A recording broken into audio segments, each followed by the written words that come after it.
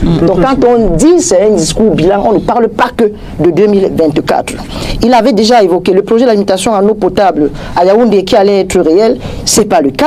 Il y avait les questions des barrages, c'est pas le cas. Il y avait les fameuses routes de Ebolovo à Kribi et autres, à Gombe, 180 km, 138 milliards.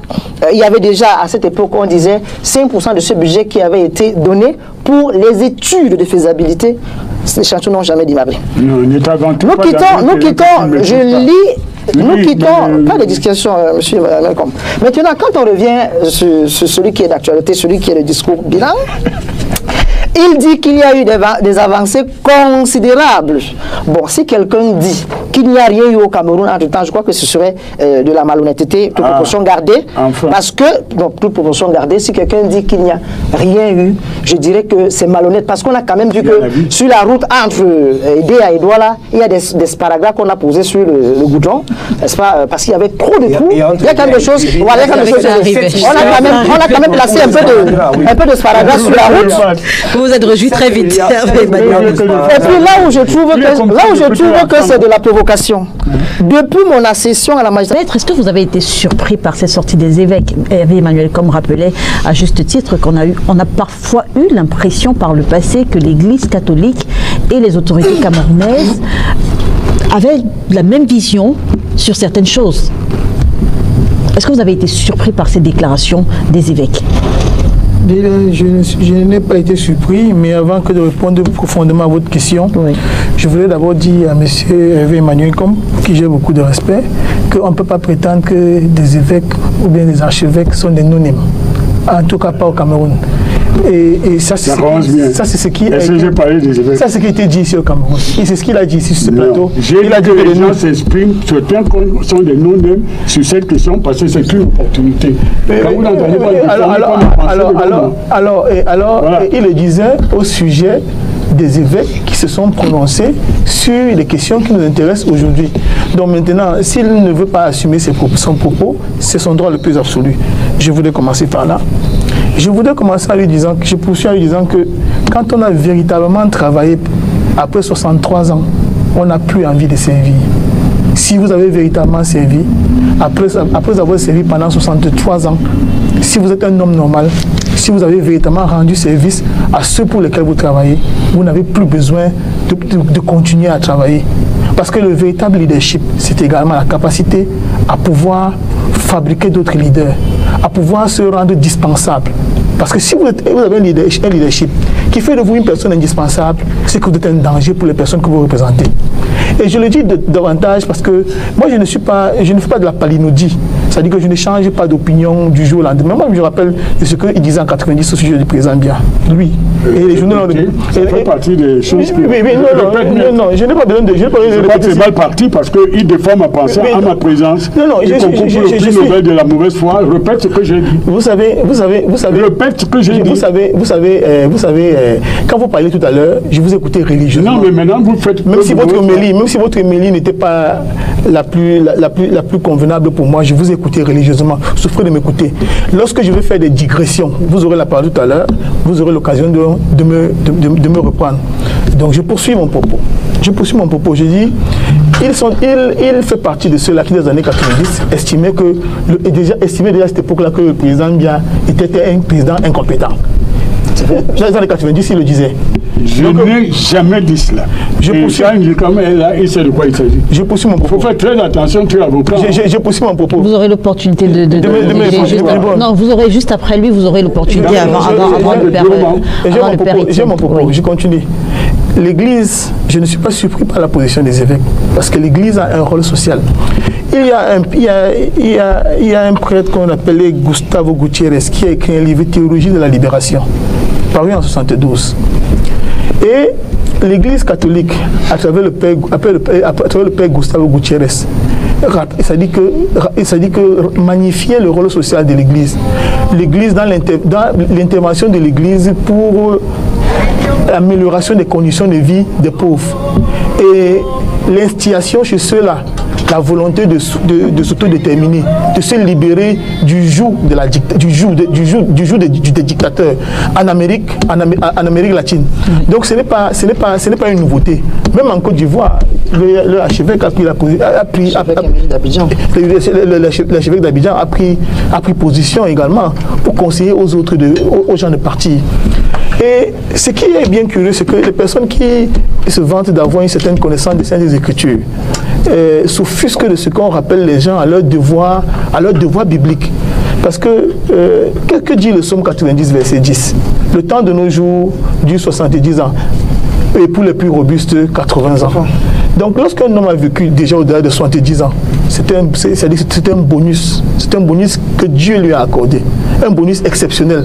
Et le nôtre est aujourd'hui à 92 ans, sans compter les taxes et les impôts. Parce que vous savez une chose, c'est que l'état civil au Cameroun existe depuis 1935. La plupart de ceux qui sont nés avant là, c'est toujours, il faut toujours mettre les âges qu'on donne entre guillemets.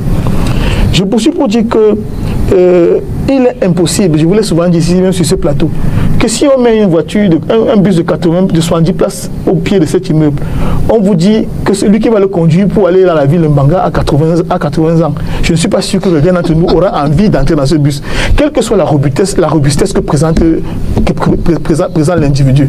Donc, de mon point de vue, une nation demande autant d'efforts physiques que de conduire une voiture.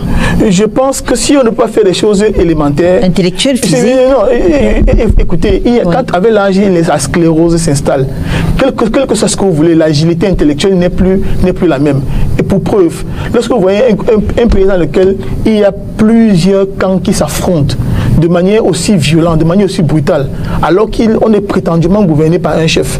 Lorsque nous nous retrouvons encore en train de parler des questions d'eau potable, c'est-à-dire qu'après 42 ans de magistère suprême, après avoir été Premier ministre pendant 7 ans, et tout le reste, vous comprenez qu'il y a un problème, il y a un problème sérieux qui se pose. Il y a un moment donné dans la vie, quelle que soit votre robustesse, il y a des choses que vous ne pouvez plus faire, avec la même dextérité que vous les faisiez des années auparavant.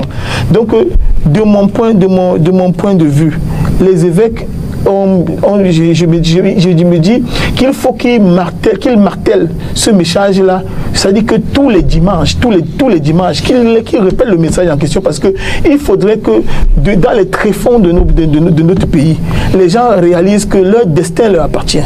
Et c'est ça la théologie de la libération. Le destin d'un homme, le destin du peuple appartient au peuple. Il faut que le peuple prenne son destin en main. Demandez aux gens de s'inscrire sur la liste électorale. Demandez aux gens d'intervenir dans le sens qui sauvegarde les intérêts qui sont les leurs. Et ne pas écouter les bonimenteurs ou bien quelques élites qui sont dans les villages et qui veulent faire croire que tout marche alors que le pays est complètement à genoux. Je veux le dire, il n'y a que des personnes qui sont hors sol, qui vivent dans une bulle, qui peuvent s'imaginer qu'aujourd'hui on demande à un homme de 92 ans de pouvoir se représenter. Chez moi, on dit que c'est lorsque le fou n'est pas de votre famille que vous applaudissez quand il danse dans la rue. Vous ne pouvez pas demander, parce que c'est-à-dire que c'est comme si on amenait un de 92 ans à aller se faire harakiri. C'est-à-dire que c'est comme si on l'envoyait à l'échafaud. Comment vous pouvez demander à un homme de 92 ans de continuer à contrôler les destins de près de 30 millions de Camerounais? C'est une chose impossible. Même s'il a toute la volonté du monde, ses forces le lâchent. Aujourd'hui, nous avons vu chez Mo Ibrahim comment est-ce que notre président de la République était complètement à l'ouest. A dit que quand vous êtes dans un état, j'ai envie de dire dans un état second, ça ne nous honore pas. Il a servi le Cameroun à sa manière et il faudrait qu'il puisse s'en aller de manière honorable. Très bien. Et je pense que c'est une perche. Hervé Emmanuel, comprenez votre mal en patience. Je pense que c'est une perche. Je pense que c'est une perche que lui tendent les évêques, en lui donnant la possibilité de partir de manière honorable. Sinon le ridicule, il risque de se couvrir d'un ridicule inacceptable pour l'homme qui a eu le parcours qui a été le sien. Et je peux vous le garantir, il n'y aura plus jamais un Camerounais qui aura l'itinéraire qui a été celui de M. Bia. Il est quand même là depuis 62. Très bien. Allez-y, Hervé Emmanuel, comme avant le Père Étienne. Je voulais rappeler à Maître Gouana, n'est-ce pas, c'est pas quel âge il avait en 1990. S'il ne savait pas lire, il faut qu'il fasse attention quand il répète des âneries que c'est celle de ses amis et lui diffuse sur ma personne. Je n'ai jamais prononcé la phrase qui a été reprise dans un de vos chiffons pour dire que oui, le président est l'incarnation de ceci, cela. Et même si je l'avais dit en 90, je ne sais pas quel âge vous aviez, j'ai le droit de changer d'avis. Donc ce genre d'argument... Peut-être que c'est l'occasion de rétablir totalement la vérité. Ce genre d'argument... Non, je fais cette mise au point avant de répondre sur le fond. Ce genre d'argument... Oui, de dire exactement également ce que vous avez dit en... Je n'ai jamais dit cela, je n'habitais pas au Cameroun. On a instrumentalisé ma personne dans un journal dont on recherche qui n'existe pas. Donc en fait, cette interview au camp... imaginaire. Mais j'étais dans le camp de ceux qui disaient qu'attention, on est sur une pente savonneuse. Si ça continue comme ça, ça peut déboucher sur une guerre civile. J'ai le droit de le penser et d'évoluer. Vous fréquentez des gens qui ont pris des armes. Certains qui ont organisé des émeutes, mais je ne vous ai jamais condamné. Pour un avocat, c'est une honte d'être aussi lâche pour instrumentaliser ce que vous ne maîtrisez pas. Deuxième chose, je viens dans le j'en ai marre des Camerounais qui, tout le temps, se mettent à parler de moi alors qu'ils ne me connaissent pas. Justement, encore sur ce sujet. J'ai passé 38 ans à l'étranger. Ce que vous dites, c'est que cette interview n'a jamais existé. Jamais. Et celui qui est supposé avoir relaté cette interview m'avait appelé. Je donne aujourd'hui son nom, ce que je ne voulais pas faire à l'époque. Louis-Marie, comment il s'appelle? Louis-Marie Kemadou. Et il travaillait pour un groupe qui est à Bonakwang. Il m'a dit, je veux contester. Ce sont des choses qu'on utilisait dans ce qu'ils appellent la guerre civile ou quoi. J'ai dit, vous m'avez instrumentalisé au-delà. Mais est-ce qu'à ce moment-là, vous avez pris la parole pour dire... Mais je n'avais pas lu, je ne pouvais pas lire ça. Je disais à l'étranger. Changi, comme j'ai fait combien d'années sans mettre pied au Cameroun? Plus de 10 ans. Je n'étais pas au courant de tout ça. C'est un jour qui sort par baguette magique que parce que je suis un soutien de Paul Biya, j'aurais dit ça avant. J'ai dit, ça ne vaut pas la peine d'une réponse, mais j'ai dit oui, même si je l'avais dit, j'ai changé d'avis. Maintenant, revenons à ce qui est essentiel. Vous ne pouvez pas, dans une république laïque de ce quoi, elle n'est pas confessionnelle, on n'est ni en Arabie Saoudite, ni en Israël, ni en Iran. La loi fondamentale, c'est la Constitution. Et toutes les lois qui tournent autour pour la dévotion des pouvoirs. Vous comprenez? Vous ne pouvez pas venir ici, avec votre pédantisme biblique, dire que parce qu'on a dit ceci à la Bible, alors un humain ne peut pas faire ceci. Je crois que vous prenez trop de liberté avec le bon sens. Parce que dans une république laïque, vous ne pouvez utiliser ni la Bible,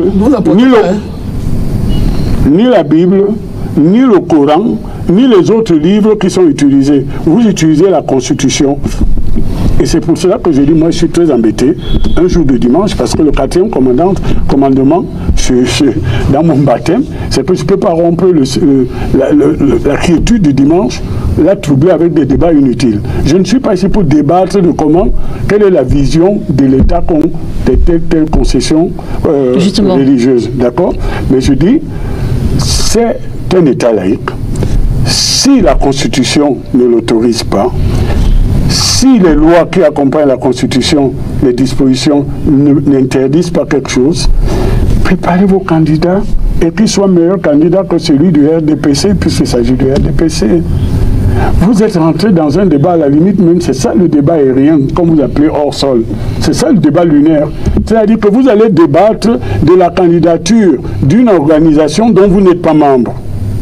C'est quand même curieux, c'est que vous vous ennuyez. C'est la défaite. Le président n'est pas le président du RDPC, le président de la plus mon père, vous avez votre temps, vous êtes à toi, vous me répondez quand vous voulez, mais ne me doitez plus. N'est-ce pas? On est dans un débat objectif. Je n'interdis pas aux Camerounais de débattre de la présidence de la République. Oui. Mais je dis la candidature, mon père. Vous maîtrisez peut-être la Bible, mais pas le droit constitutionnel. D'accord? La candidature que présenterait une organisation politique qui s'appelle le RDPC, vous en faites le centre de votre débat. C'est la défaite de l'intelligence. Comme disait Charles Dikam tout à l'heure, vous voyez, on peut être d'accord. Sauf qu'il a évoqué également le bon sens. Non, attendez, le bon sens, c'est aussi le fait de travailler, c'est pas la paresse. Non, je veux dire, il a évoqué le bon sens dans le contexte de présenter la candidature d'un homme de 92 ans. Oui. L'élection de la présidence de la République, c'est programme contre programme. C'est là qu'on est d'accord. D'accord? Et le problème que nous avons ici, et j'ai beaucoup de respect pour tous ceux qui s'inscrivent dans ce mouvement, même si c'est météorologique, oui, c'est que les gens accompagnent plutôt les commentaires des faits divers, plutôt que de travailler sur un programme alternatif. Si vous pensez que le RDPC est un candidat qui est vieux, qui sont tellement cons, qui ne savent même pas distinguer entre un homme incapable, incompétent, ceci, et que vous avez les clés pour nous désigner l'homme idéal, mais organisez-vous, présentez cet homme contre le candidat du RDPC et battez-le dans les urnes. Et c'est pour ça que je dis que dans le débat que nous devons avoir pour élever le débat, il faut revenir au statut du Cameroun, c'est-à-dire un État laïque. Très bien. Les prélats ont le droit de s'exprimer dans leur environnement où ils sont. Moi, je ne fais pas partie. Et j'ai dit que ceux qui veulent les contredisent avec des arguments politiques, mais ne les insulte pas. Vous l'avez dit. D'accord? Et donc, venir ici voir quelqu'un qui sort d'un parti qui, je ne sais pas s'il existe encore, SDF, et qui vient, son problème, c'est le candidat du RDPC. Votre Joshua aussi ne sera pas très content quand vous dites non, parce que Joshua, c'est le SDF. Lui, je ne suis plus sûr qu'il soit dedans. C'est pour ça, c'est de lui que je parle, voilà. Donc, j'ai dit, venir ici, débattre de quel candidat doit... Il n'existe plus, c'est lui qui a dit. Bah, on sait quelles sont tes fréquentations, mais chacun porte sa croix, hein. Je n'ai pas la même veste que la tienne. Donc, venir ici débattre du candidat du RDPC, même s'il est le président de la République, c'est être hors sujet. Très bien. Vous comprenez? S'il ne vous paie pas ce candidat, préparez un candidat alternatif qui soit meilleur que le nôtre. Et le peuple souverain, ce n'est pas l'Église catholique, ni l'Église protestante, ni les musulmans. C'est le peuple souverain, qui choisira. Laïque, qui choisira. Allez-y, mon voilà, père. merci. Peut-être qu'il faut pas que les gens confondent ma sous-tente là, parce que je vais parler maintenant comme un journaliste, parce que la Radio Veritas que je gère, j'ai demandé à ce qu'on passe en direct le discours du président et je l'ai suivi à partir de la Radio Veritas. À la fin de ce discours, je suis allé sur Facebook et j'ai écrit 42e discours inutile. Pépé va te reposer, la retraite n'est pas une mission. C'est l'abbé Étienne Bakaba, le mannequin de Jésus qui l'a écrit. C'est pas fort, mon j'ai père. pris le discours de 2018 que j'ai ici et il était introduit. Le septennat qui vient de commencer devrait être décisif pour notre pays. Il pourrait même être l'un des moments les plus importants de notre histoire depuis notre accession à l'indépendance. C'est ce que pensait le président. Sauf qu'entre-temps, en évoluant, il nous a promis pour ce septennat rétablir la sécurité, conforter notre croissance économique et améliorer sensiblement la condition de vie des Camerounais. Je n'ai pas l'impression que ça a beaucoup avancé. Sur le plan de la sécurité, parlant en 2018, sur le plan de la sécurité, parlant en 2018, la situation sécuritaire, le président avait dit cette situation ne peut plus durer, sauf que 7 ans après, la situation ne fait que durer. Il avait aussi dit qu'il allait écouter tous ceux qui allaient travailler pour la paix. Toumi est mort, il n'a pas été écouté. Ça, nous sommes en 2018. Et il disait ce jour-là, en parlant des infrastructures de la CAN et du glissement, n'est-ce pas, que toutes ces infrastructures allaient être achevées, ainsi de suite. Vous seul, vous savez que l'Olymbe aujourd'hui est devenu un champ de patates.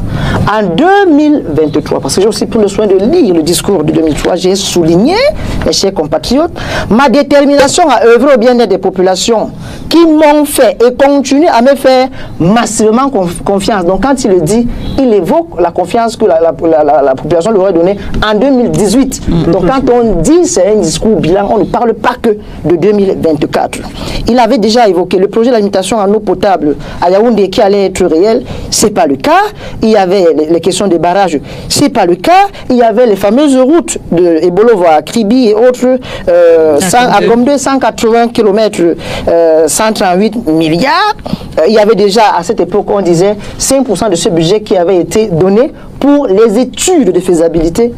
Les chantiers n'ont jamais démarré. Nous quittons, pas de discussion, monsieur Malcolm. Maintenant, quand on revient sur celui qui est d'actualité, celui qui est le discours bilan, il dit qu'il y a eu des avancées considérables. Bon, si quelqu'un dit qu'il n'y a rien eu au Cameroun entre-temps, je crois que ce serait de la malhonnêteté, toute proportion gardée. Enfin. Parce que, donc, toute proportion gardée, si quelqu'un dit qu'il n'y a rien eu, je dirais que c'est malhonnête. Parce qu'on a quand même vu que sur la route entre Edé et Edouala, il y a des sparadraps qu'on a posés sur le goudron, n'est-ce pas? Parce qu'il y avait trop de trous. Il y a quand même des choses. Voilà, on a quand même placé un peu de sparadraps sur la route. Vous êtes réjoui très vite. Et puis là où je trouve que c'est de la provocation. Depuis mon accession à la magistrature suprême, l'amélioration des conditions de vie des Camerounais et des Camerounaises n'a jamais cessé d'être mes préoccupations. Les Camerounais vont répondre eux-mêmes si leurs conditions de vie ont été améliorées là où les prix de tout et de tout grimpent. Donc je dirais qu'au terme, puis c'est sa belle conclusion, je puis vous assurer que ma détermination à vous servir demeure intacte et se renforce au quotidien face à l'ampleur des défis auxquels nous sommes confrontés. Ce que je vais dire à mon papa chéri, à mon grand-père, c'est que en tant que prêtre, et comme je sais que c'est un ancien séminariste, il doit continuer à servir le pays désormais en récitant le chapelet. Parce que la prière, c'est aussi une manière de servir. Quand on est déjà vieux, on ne peut plus couvrir, on peut prendre le chapelet et prier pour ses enfants. Amen.